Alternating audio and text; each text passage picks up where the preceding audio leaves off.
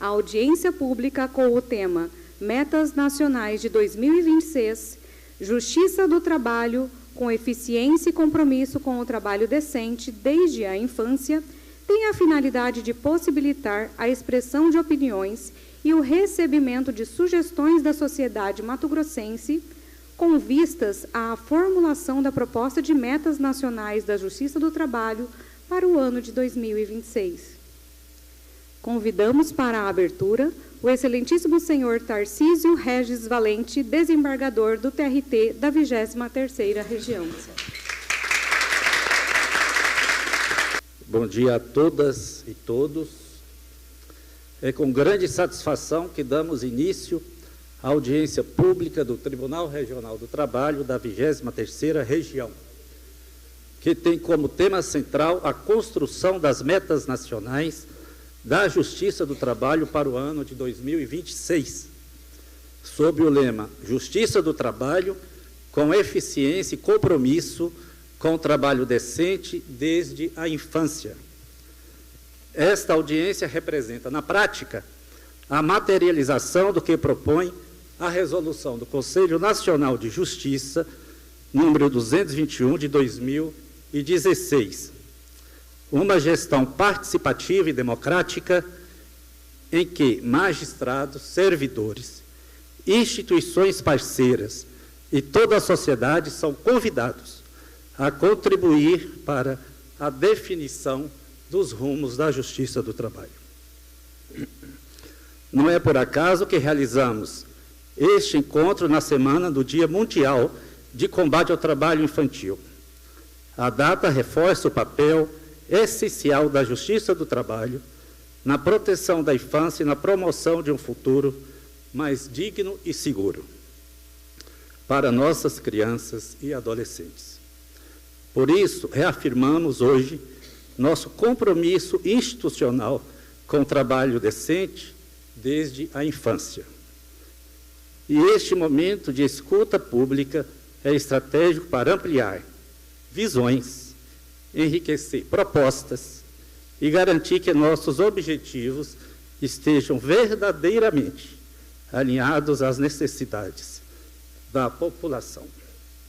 Desejo que tenhamos um debate plural, qualificado e comprometido com os valores que norteiam a justiça do trabalho, eficiência, justiça social e promoção da dignidade humana.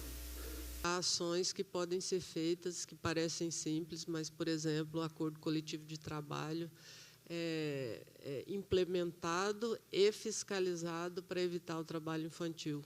Pode ser estendido para outras vulnerabilidades. É uma ação importante que não me ocorreria, mas que, partindo da Federação dos Trabalhadores, existe, é praticado e pode ser ampliado. Então, dando prosseguimento, eu passo a palavra ao senhor Ronei de Lima, que é presidente da Federação dos Trabalhadores na Indústria do Estado de Mato Grosso. Bom dia a todos e a todas.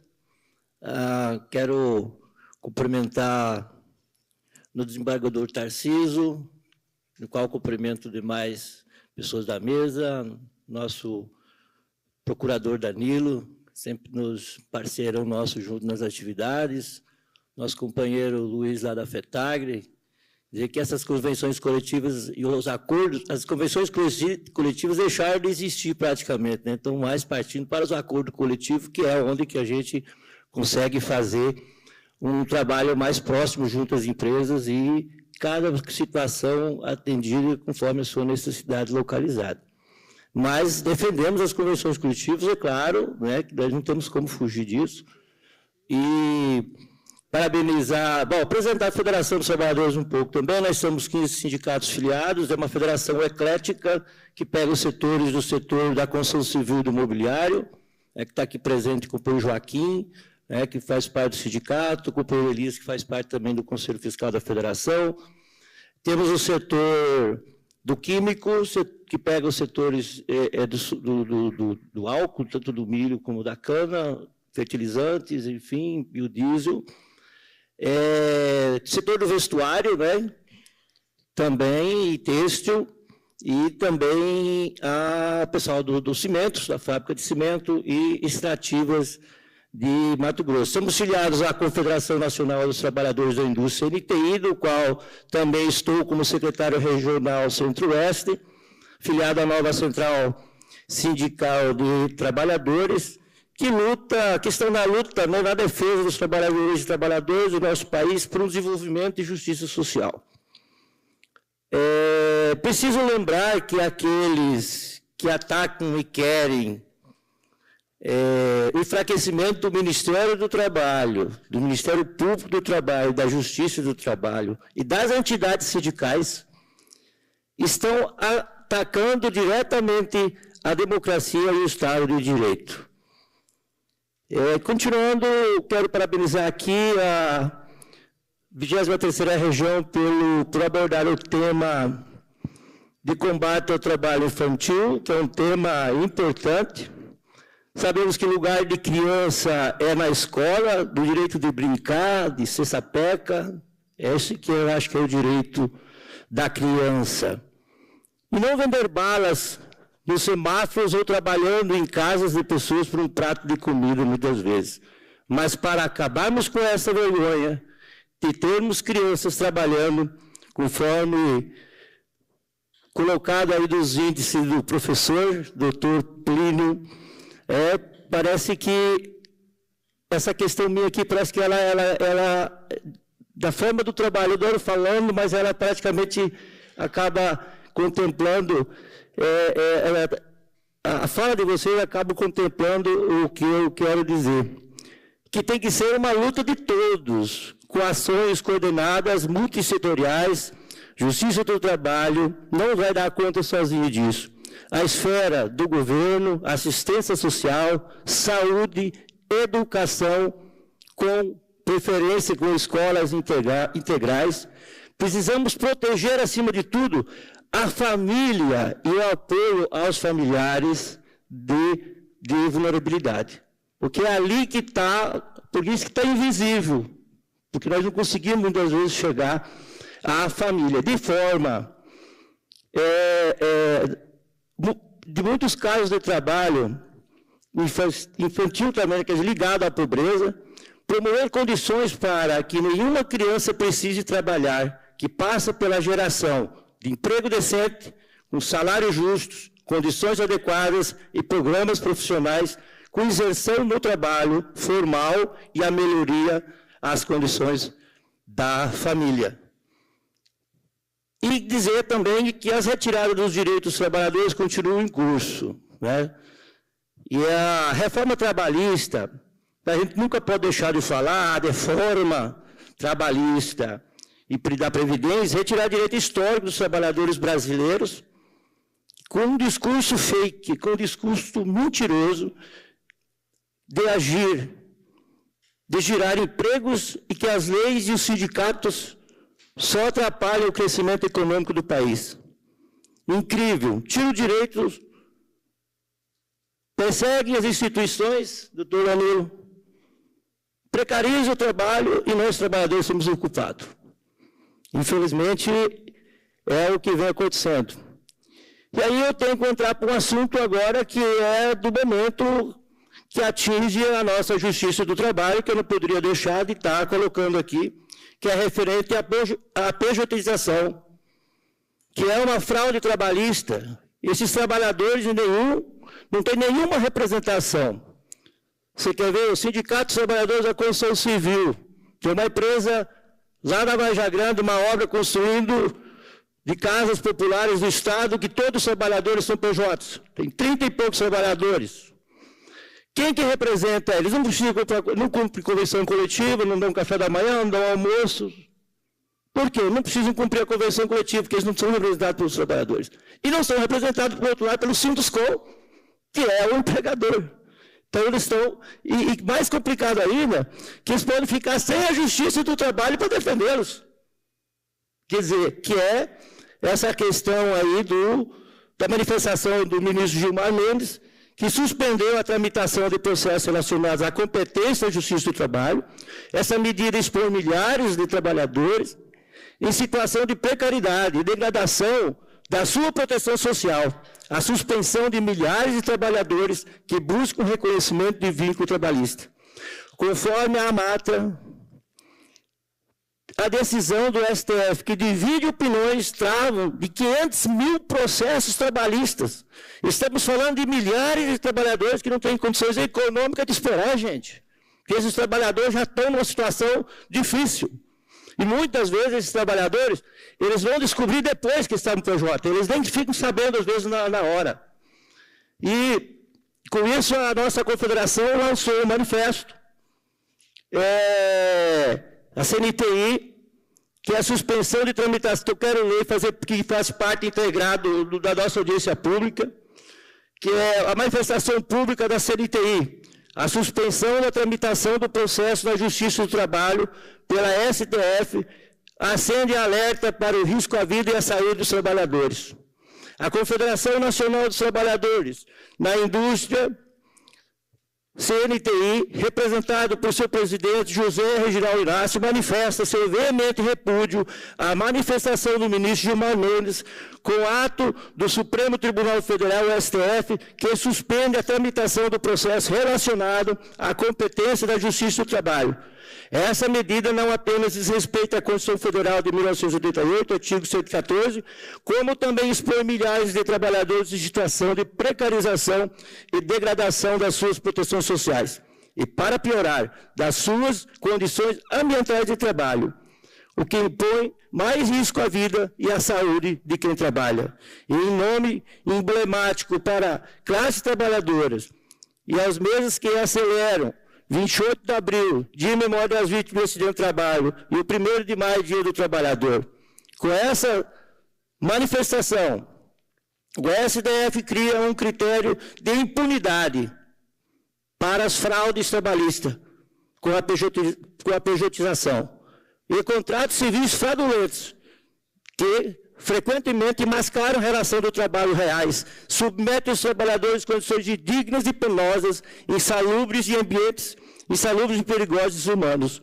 Ao invés de analisar desse caso pela Justiça do Trabalho, análise desses casos pela Justiça do Trabalho, o STF não só despreza a expertise desse ramo especializado, como também ignora o sangue e o suor derramado por milhares de trabalhadores vítimas de acidente de trabalho e do acidente físico e mental laboral. É um ataque frontal à dignidade da classe trabalhadora, juntamente como deveriam estar reforçando a luta por condições dignas e seguras de trabalho. A Justiça do Trabalho, com sua tradição na aplicação de contrato realidade, artigo 9º da CLT, é essencial para combater práticas promover insegurança social, colocando os indivíduos em risco. Suspensão de processo é um recado cruel do STF, priorizando a formalidade de contratos precários. Em detrimento da vida e da saúde dos trabalhadores, abre espaço e protege, concede estímulo para que o mau empresário, os fraudulentos, continuam a negligenciar normas de segurança do trabalhador. Não há justiça sem direito, não há trabalho digno sem justiça do trabalho. Foi 15 de abril, José Reginaldo Inácio, presidente da Confederação Nacional dos Trabalhadores. Estamos posicionando porque essa é a posição nossa da estrutura, né, da Confederação Nacional, de todas as suas entidades e também da nova Central Sindical de Trabalhadores. Para concluir, eu poderia aqui fazer uma rápida também, que eu não posso dizer que faz parte do trabalho decente, tudo que eu estou falando aqui faz parte da questão do trabalho decente, não estou inventando nada de sair fora aqui não. Não poderia deixar de falar da jornada de trabalho da carga horária, né? Que ela tem que ser vista além da produtividade. É uma questão de saúde pública e, ao mesmo tempo, exposto a rigorosas legislações. A atual desconsidera que longas horas de trabalho não geram adoecimentos físico e mental, que a nossa legislação não considera a jornada de trabalho excessiva que pode nos causar problemas de doença física e mental. Impacto da saúde pública e da previdência, né, que é óbvio, Experiências colocadas, já posso ir direto daí, por causa do nosso tempo. A Islândia adotou semana de 4 dias desde 2019 por semana, mais de 5 anos, e os resultados são claros que 90% da população já estão nessa jornada de trabalho de 35 a 36 horas. Então, quer dizer, já tem uma experiência nesse sentido. Eu acho que a classe empresarial está aqui, o Silvio, já tem uma empresa aqui que já estão trabalhando nesse sentido de jornadas diferenciadas. E uma questão que é lógica, nós precisamos romper com a lógica de que a dignidade se conquista com excesso de trabalho. Finalizando, quero agradecer e parabenizar a 23ª região pela audiência pública, agradecer o convite e de poder estar aqui colaborando para o fortalecimento da justiça do trabalho, nos colocando à disposição, né, para as atividades que foram desenvolvidas. Não vou entrar nessa questão técnica, né, de metas e tal, porque eu acho que vocês conseguem sanar bem isso na discussão, e eu fico, assim, de uma forma que chama a atenção que vocês estão preocupados também com a saúde própria dos trabalhadores do Judiciário. Muito obrigado, e a Federação e a nova Central CNT está à disposição. Para proferir a palestra magna, convidamos o juiz do trabalho, Plínio Geversier Podolan.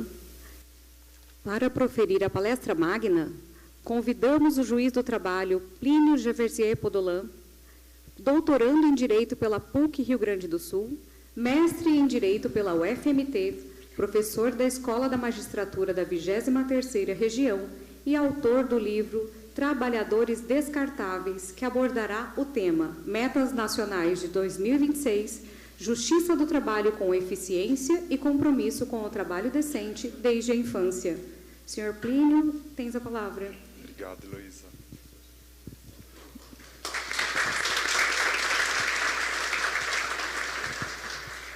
Bom dia a todas as pessoas. Tudo bem com vocês?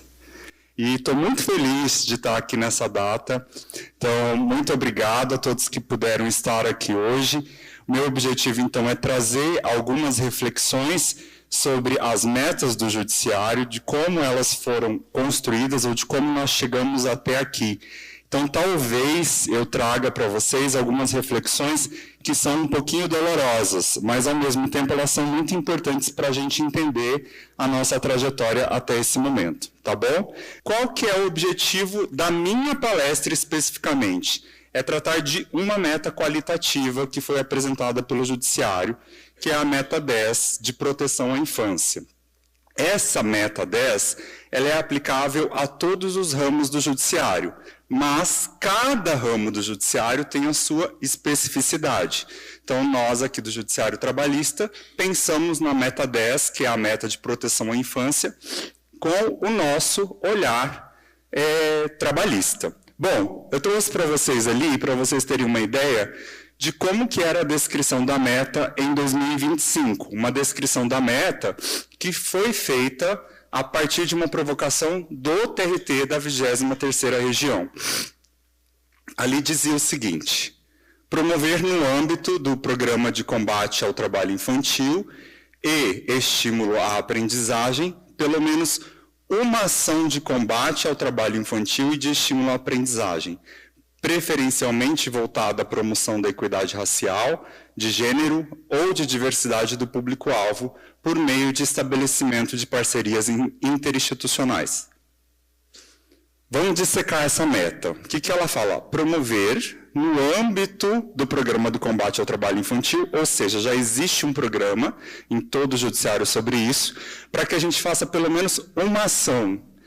Não está falando fazer 10 ações, fazer 5 ações, está fazendo pelo menos uma. Então, ela não é necessariamente quantitativa, ela é uma meta qualitativa, é de uma ação afirmativa, para que a gente promova alguma coisa para além dos números que a gente produz. Esse é o objetivo. E ali, ela fala assim, que essa meta, ela não deve ser feita só pelo TRT da 23ª Região. Ela deve ser feita a partir de parcerias interinstitucionais, ou seja, entre instituições, sejam instituições públicas ou privadas, ok? Por isso que nós estamos aqui hoje discutindo nessa audiência pública essas relações interinstitucionais, porque o TRT da 23ª Região depende, para o implemento desta meta, destas parcerias. Qual que era a diferença? A diferença é que ali nós colocamos um reforço, uma essencialidade da meta, que ela seja preferencialmente voltada à promoção de equidade racial, de gênero ou diversidade do público-alvo. Qual que é a redação que está sendo proposta para 2026? A redação proposta para 2026 é igual, tirando a parte amarelinha ali que eu destaquei para vocês. Ou seja, a redação é que a gente promova pelo menos uma ação de combate ao trabalho infantil e estímulo à aprendizagem, mas ela não está dizendo que ela necessariamente ou essencialmente seja voltada à promoção de equidade racial, de gênero, de diversidade público-alvo. Bom, a pergunta que a gente vai se fazer durante essa manhã, dentre as outras metas que estão sendo discutidas, é relevante que a gente tenha esse destaque na meta? Ou a gente pode simplesmente deixar a meta sem esse destaque? E daí, eu fiz isso de propósito, porque provavelmente vocês devem estar se pensando, mas eu já apresentei a meta para vocês e acabou minha palestra. Não, meu objetivo aqui é diferente. Eu fiz a seguinte construção. Pensem quando vocês assistem um filme de ação, e a primeira cena é a pessoa lá toda ensanguentada, toda machucada, que começa lá o filme, você não sabe por que ela está machucada, e de repente vem aquela cena assim, 2 semanas antes, ou 1 semana antes, e daí vem toda a história a ser contada até o momento em que a gente viu aquela pessoa ensanguentada. Esse é o meu objetivo. Eu estou trazendo a meta para vocês refletirem sobre isso, mas eu vou fazer uma volta no passado. Vamos lá entender por que nós chegamos até aqui. Esse é o meu objetivo, tá bom? Tudo bem até aqui, né? Bom, então a pergunta é, como chegamos até aqui? A primeira questão que a gente tem que se fazer é, se nós chegamos até aqui, em que nós estamos discutindo uma meta do judiciário em âmbito nacional para ser aplicada, pressupõe um monte de coisa que existe antes. Ou seja, não foi o Plínio que inventou essa meta do nada. Não foi o desembargador Tarcísio que simplesmente acordou hoje e falou assim, vamos criar uma meta e vamos resolver essa meta a partir de agora. Isso foi uma construção, né, doutora? Então, assim, como que foi essa construção? A primeira pergunta que a gente tem que se fazer é se nós somos, de fato, uma sociedade. É a primeira pergunta. Como assim nós somos uma sociedade? Vou dar um exemplo para vocês. Hoje, aqui, ó, neste plenário, nós temos várias pessoas, diversas pessoas aqui reunidas para discutir sobre metas do Poder Judiciário. Nós temos aqui diversidade entre essas pessoas, mas quando eu cheguei um pouquinho mais cedo, pude cumprimentar várias pessoas, eu percebi claramente que todos nós aqui, ou provavelmente temos os nossos trabalhos, provavelmente nós estamos bem alimentados, tomamos banho hoje de manhã, saímos de nossas casas, estamos no conforto de um ar-condicionado, de um plenário muito bem estruturado, e cada um de nós aqui representa uma parte do que a gente chama de sociedade brasileira, certo? Mas será que nós representamos a totalidade da sociedade brasileira? Será que, se a gente pegar só essa amostragem do Tribunal Pleno aqui hoje, a gente pode dizer que a gente representa, de fato, a sociedade brasileira? Ou será que existem pessoas que, diferentemente de nós, por exemplo, não tinham o que comer hoje, não tinham como tomar um banho, não têm onde morar, ou pessoas que não estão podendo sequer discutir sobre metas do judiciário? Pensando nisso, será, pergunto novamente, que nós realmente representamos toda a sociedade brasileira? Ou o recorte que nós temos aqui dentro do Tribunal Pleno é apenas uma parte dessa sociedade, e não o todo dessa sociedade? Porque quando a gente faz essa reflexão, a gente tem que pensar que a sociedade brasileira, se a gente assim considerar, é a variedade de toda a sociedade brasileira, e não representa apenas aquilo que está aqui hoje. Então, a gente tem que ter um olhar um pouquinho mais abrangente. Quando a gente define que a gente quer se reunir em termos de sociedade, a gente também, no Brasil, escolheu que nós queremos um Estado que regule as nossas relações sociais. Qual o tipo de Estado que nós queremos que regule as nossas relações sociais no Brasil? Vocês têm alguma ideia do Estado que nós queremos que regule as nossas ações sociais no Brasil? Vou dar uma dica para vocês. Está lá na Constituição. O artigo 1º da Constituição fala que a República Federativa do Brasil é um Estado democrático de direito. Prestem atenção nessa palavrinha. Estamos falando de democracia.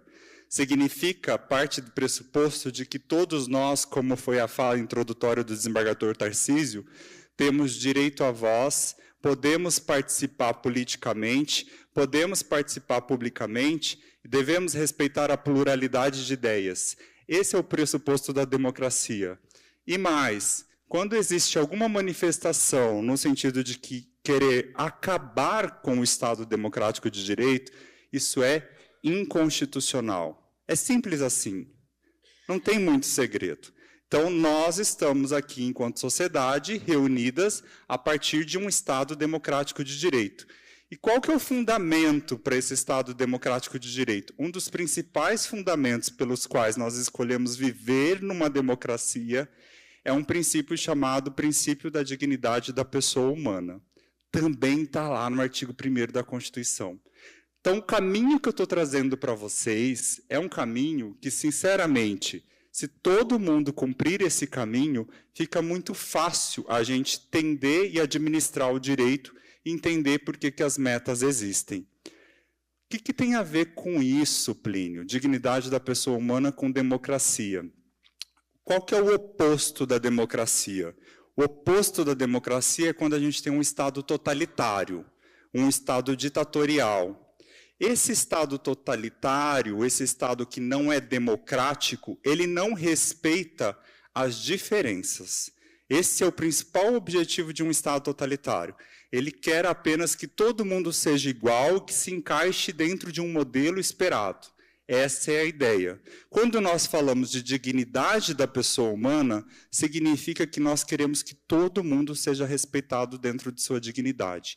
E não importa as diferenças. Essas diferenças elas precisam ser respeitadas. Só que nós estamos falando de objetivos e de metas do judiciário. Se a gente amplia o nosso olhar e pensa no Brasil como um todo, o Brasil tem objetivos a serem alcançados?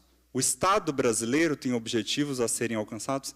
Tem objetivos a serem alcançados. Aonde estão escritos esses objetivos do Estado brasileiro? Quais são as metas da sociedade brasileira?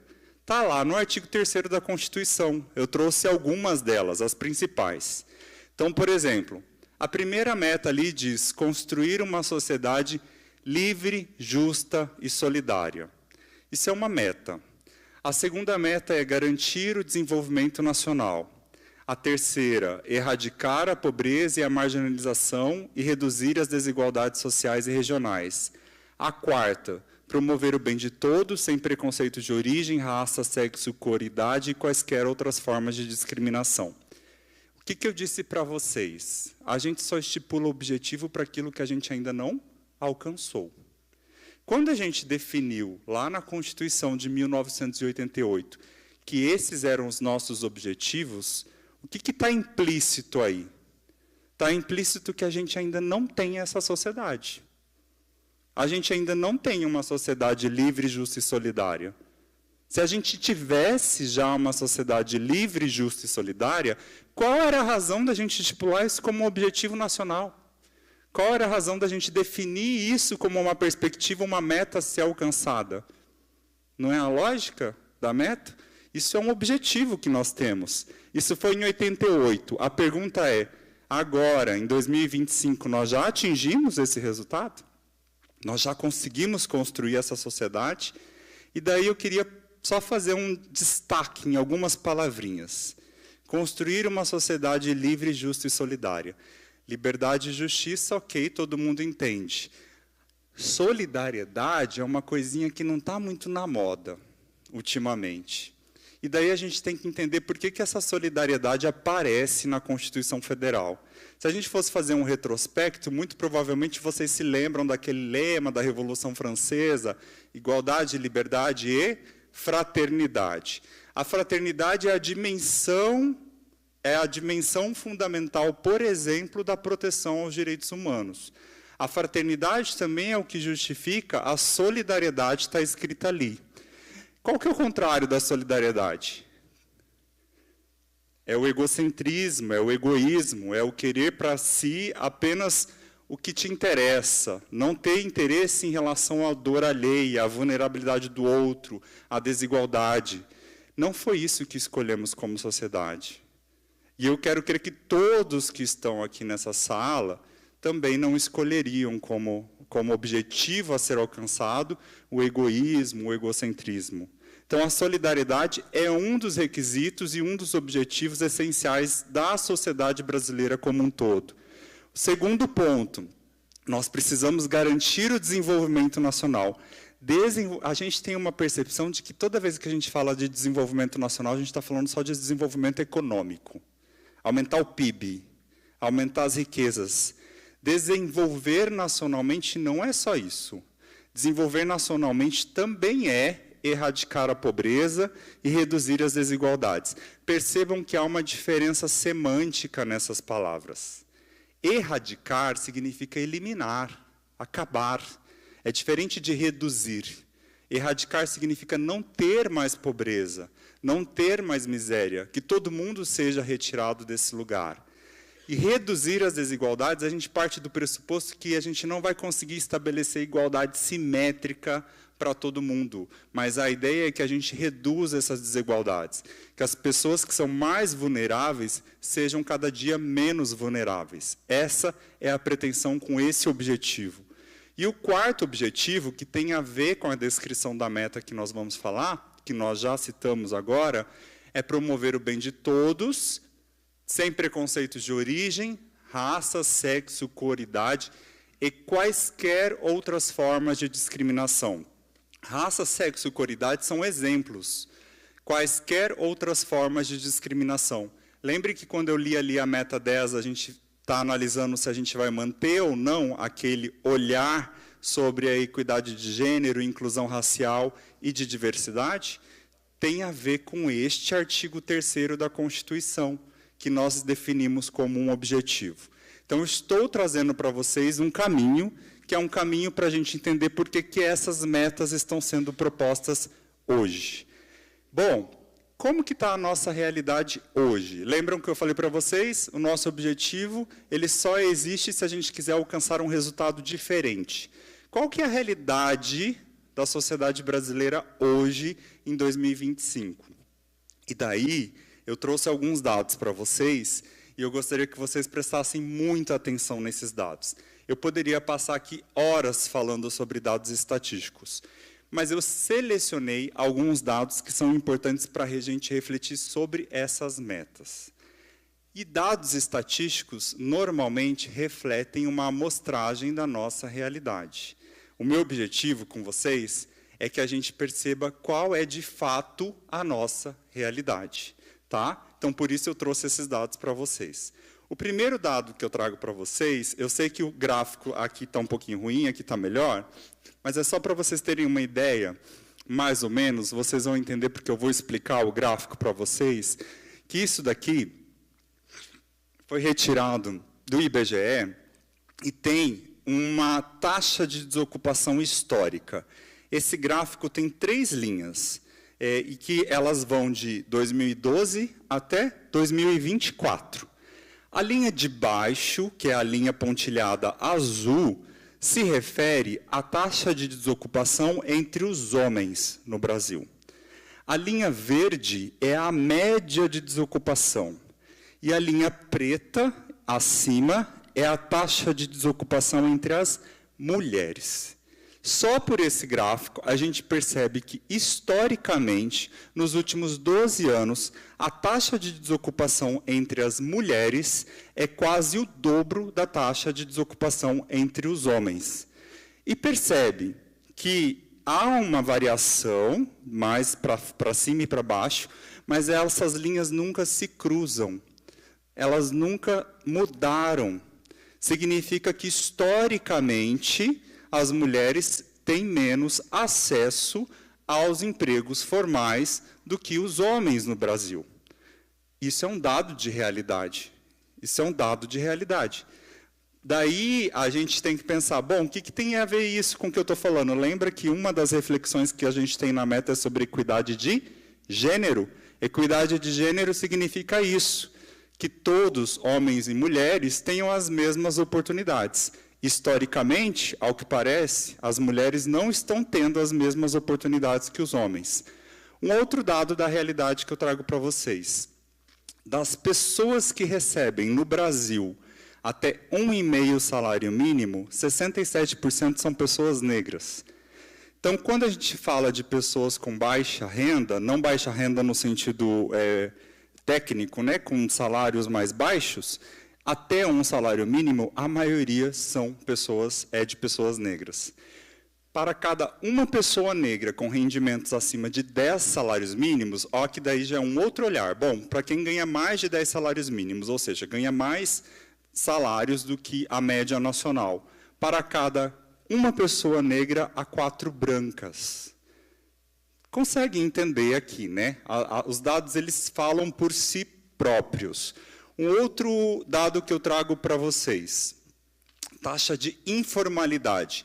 O que é a taxa de informalidade?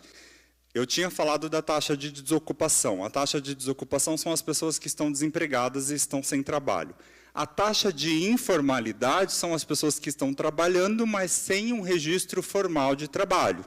Sem uma relação de emprego, por exemplo, sem uma carteira assinada. São pessoas que estão trabalhando, mas estão na informalidade.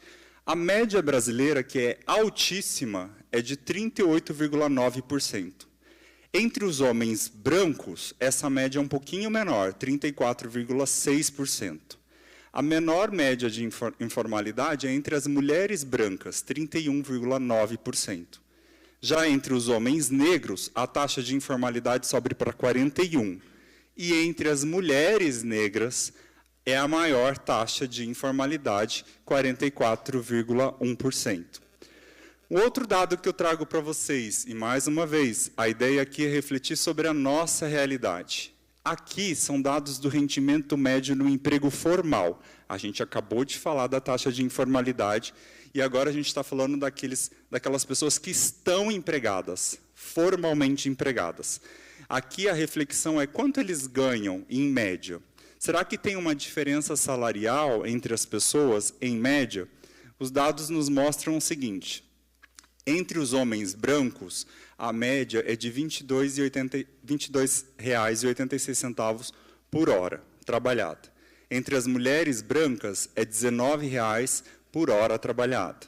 Entre os homens negros, cai para R$ 13,00 por hora trabalhada. E, mais uma vez, as mulheres negras, além de não terem acesso aos empregos formais, quando têm, recebem os menores salários.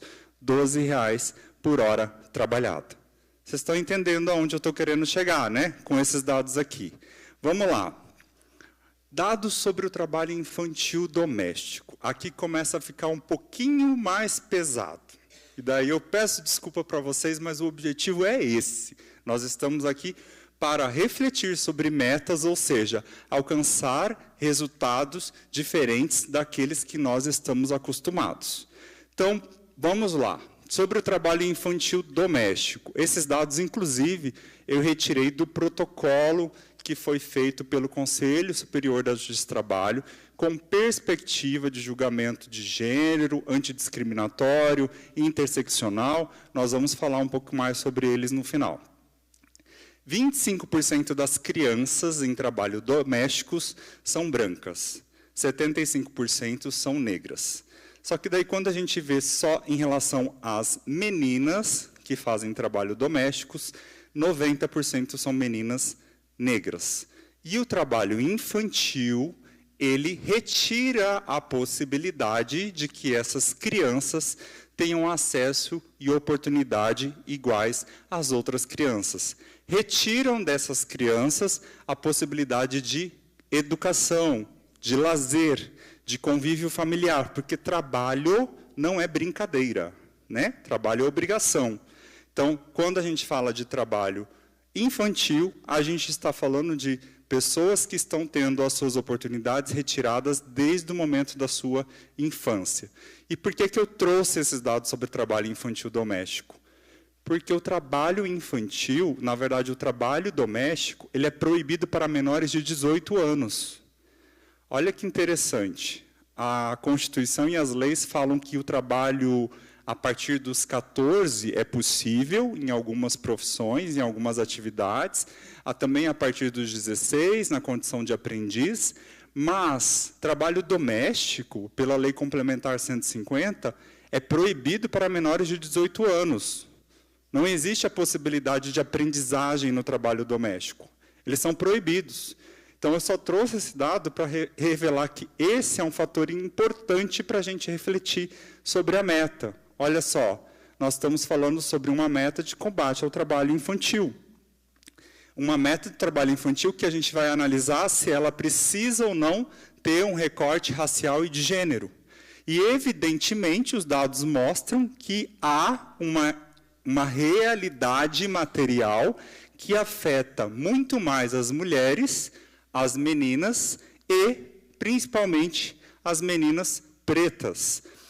Não paramos por aí, vamos trazer mais realidade para vocês. Dados sobre a exploração infantil em situação de rua. São 55,4% das crianças na primeira infância. Primeira infância, tecnicamente, são crianças de 0 a 6 anos. Tá? 55,4% das crianças na primeira infância no Brasil estão entre as famílias de baixa renda.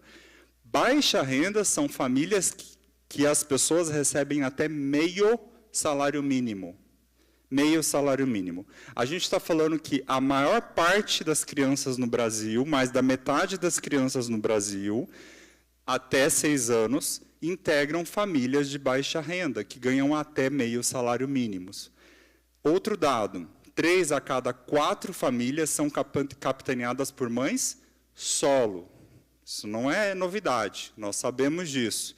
3 a 4 cada 4 famílias são capitaneadas por mães solo. E 63,8% são pessoas pretas ou pardas. Bom, como eu tenho demonstrado com esses dados, a minha intenção aqui é evidenciar a realidade brasileira, que vai muito além da realidade que está aqui dentro desse pleno hoje. O último dado que eu trago para vocês, acredito que é o último, ele é um pouquinho mais chocante, mas está relacionado com tudo que a gente falou até agora. São dados sobre a exploração infantil sexual. Lembrando que o trabalho sexual ele também pode ser explorado entre crianças e adolescentes. Pode no sentido, na realidade, não é que pode, só para não me entenderem mal. Segundo a Unicef, isso são dados de 2023, a cada 24 horas, 320 crianças e adolescentes são exploradas sexualmente no Brasil.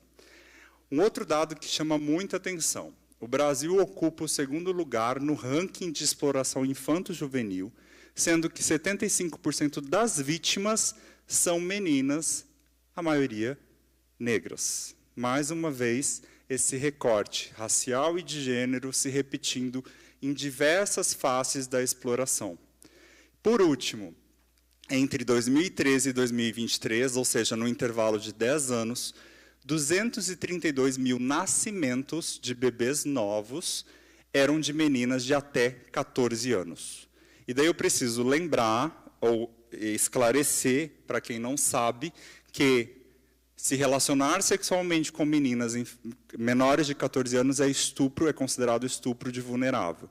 Então, não há um consentimento válido para que essas meninas tenham sido, obviamente, tido essas relações sexuais, significa que elas foram violentadas, agredidas e estupradas, e fruto desse estupro foi o nascimento de 232 mil crianças que tinham mães de 14 anos ou até menos de idade. Pesado, né? É pesado. Mas percebam que significa que nós ainda não conseguimos atingir aquele objetivo inicial que eu falei de construir uma sociedade livre, justa e solidária. Será que está tendo justiça para essas meninas? Será que essas meninas e meninos são livres? Será que nós estamos sendo suficientemente solidários ao que está acontecendo com essas pessoas?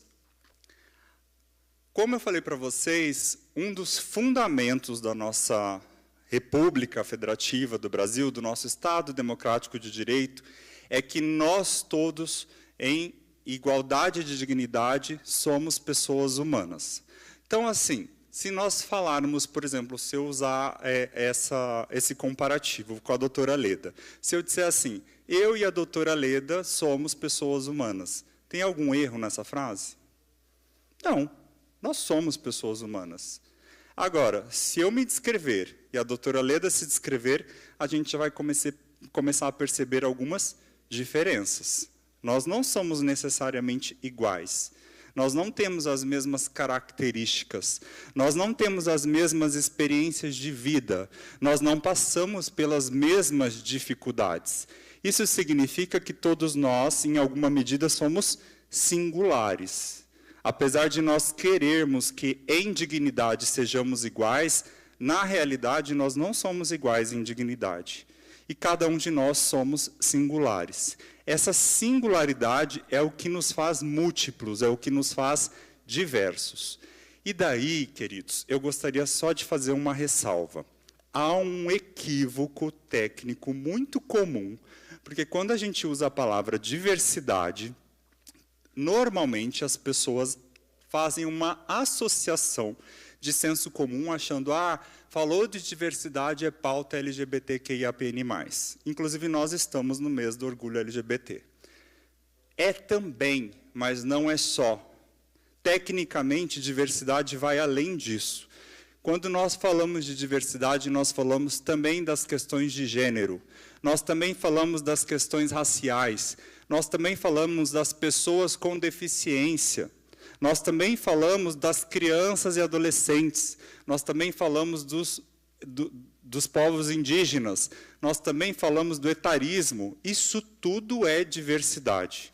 Então, não torçam o nariz, porque eu sei que tem gente que torce o nariz quando a gente fala sobre diversidade. Mas diversidade tem a ver com o que a fala do desembargador Tarcísio logo no começo falou, com a pluralidade. Nós somos todos diferentes e diversos uns dos outros.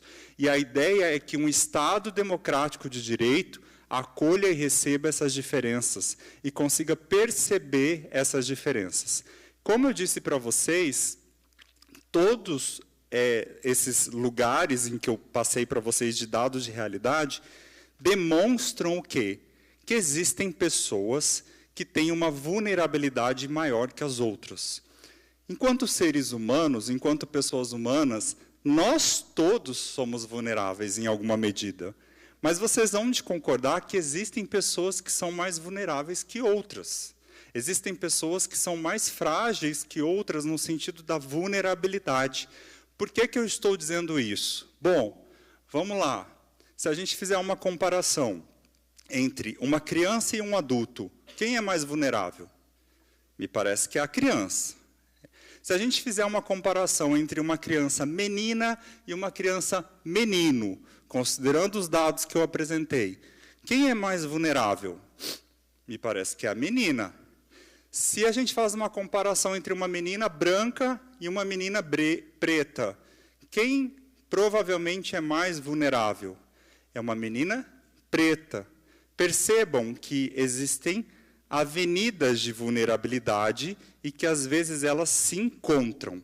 Quando essas avenidas de vulnerabilidade se encontram, nós estamos usando uma palavrinha chamada intersecção.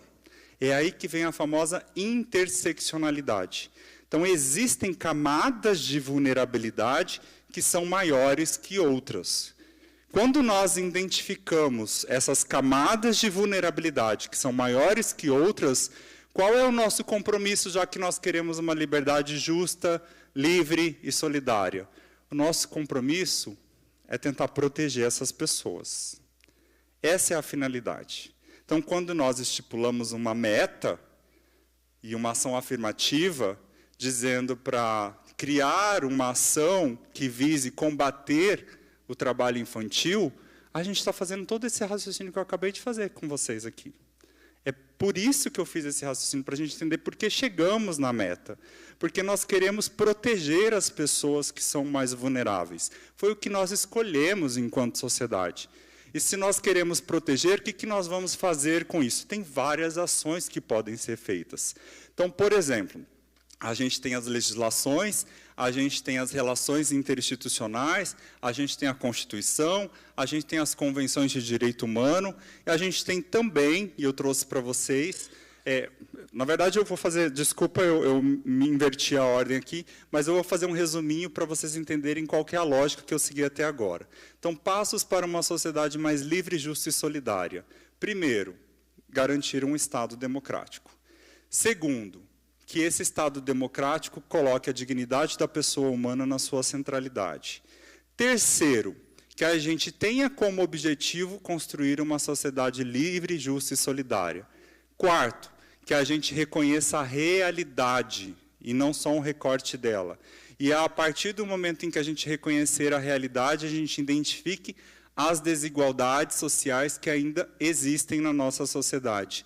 E quinto, conferir proteção a essas pessoas que estão em situação de vulnerabilidade acentuada. E daí eu trago para vocês os protocolos de julgamento, que são protocolos que nos auxiliam, dentro do judiciário e também na perspectiva da meta, a avaliar todas essas questões que eu pus para vocês, sobretudo essas questões interseccionais.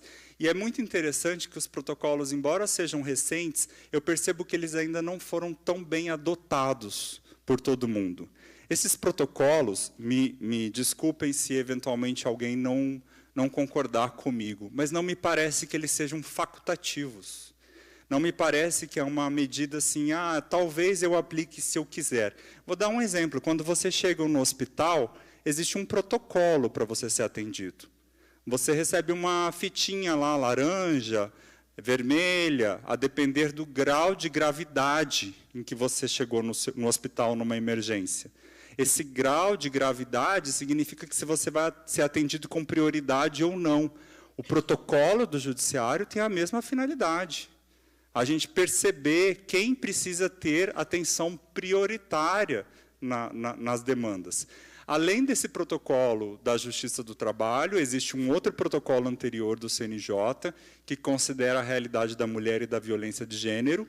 Ali, o protocolo com perspectiva antidiscriminatória, interseccional e inclusiva, e o protocolo que trata especificamente sobre o tema que nós estamos tratando hoje, que é de combate ao trabalho infantil, de promoção à infância e adolescência, e também de combate ao trabalho escravo.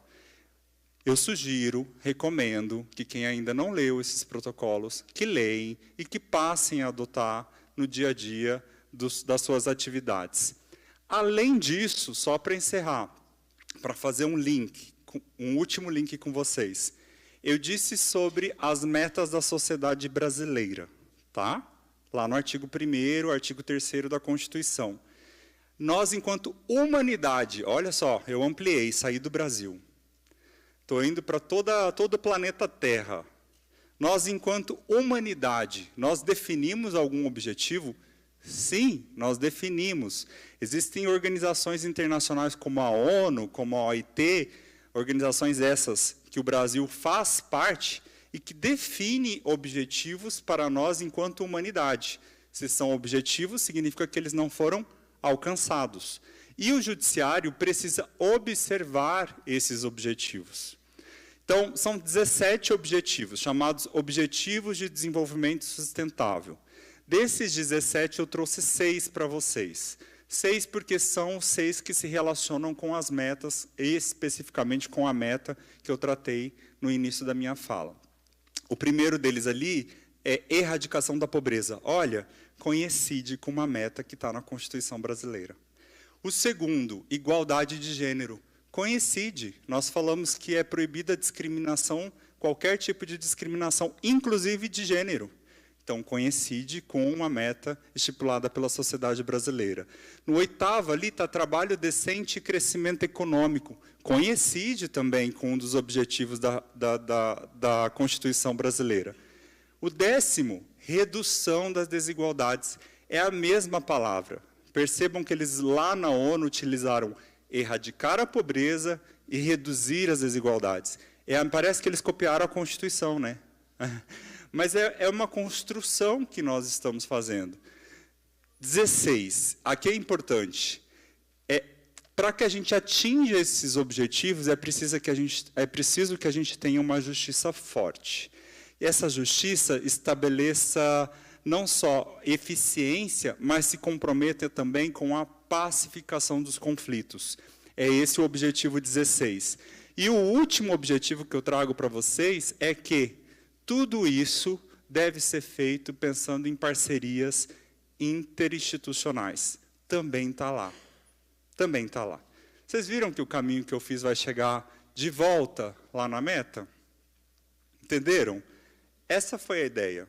Trazer a meta e tentar explicar por que chegamos nela. Bom, a meta, então, só para lembrar, é promover uma ação, pelo menos uma, pode ser mais, pelo menos uma ação de combate ao trabalho infantil e estímulo à aprendizagem. A pergunta que fica hoje é, nós queremos manter aquele destaque, preferencialmente voltada à promoção da equidade racial, de gênero e de diversidade do público-alvo? A gente precisa manter? Será que é importante manter? Vocês é que vão discutir isso, mas eu vou trazer uma reflexão. A reflexão que eu trago é da psicóloga Cida Bento. Eu não sei se vocês conhecem a Cida Bento, mas ela é uma pesquisadora, uma estudiosa, uma mulher preta brasileira que estuda as questões raciais no Brasil. Vale muito a pena para quem quiser se aprofundar um pouquinho mais sobre esses temas. Tem outras também, como a Sueli Carneiro, a Lélia Gonzalez, mas hoje eu escolhi a Cida Bento. E a Cida Bento, no livro dela, ela diz assim, isso implica identificar na estrutura de nossas organizações os elementos que fomentam a supremacia e a história que gerou ônus para uns e bônus para outros. E seguir realizando as mudanças institucionais imprescindíveis. Assim, e daí ela faz essa reflexão, que eu até poderia trazer para vocês sobre todo o histórico escravocrata, mas eu acho que, aparentemente, vocês devem ter essa consciência desse histórico, então também não daria tempo para eu fazer essa digressão, mas ela diz, assim, falar sobre a herança escravocrata que vem sendo transmitida através do tempo, mas silenciada, pode auxiliar novas gerações, nós somos essas novas gerações, a recolher o que herdaram naquilo que vivem na atualidade, debater e resolver o que ficou do passado, para então construir uma outra história. Qual que é o objetivo? O que a Cida está nos dizendo aqui? Se nós não dissermos claramente, explicitamente, as diferenças e as realidades, parecem até que elas não existem. Parece até que elas não existem. Por isso é que elas não podem ser silenciadas, invisibilizadas. Por isso fica a minha reflexão, e daí já fica o meu voto. Me parece que é relevante e importante destacar, sim, essa essencialidade da meta, porque nós precisamos dar visibilidade para aquilo que é real na nossa sociedade brasileira, porque nós ainda não atingimos esse objetivo de construir uma sociedade livre, justa e solidária. Muito obrigado.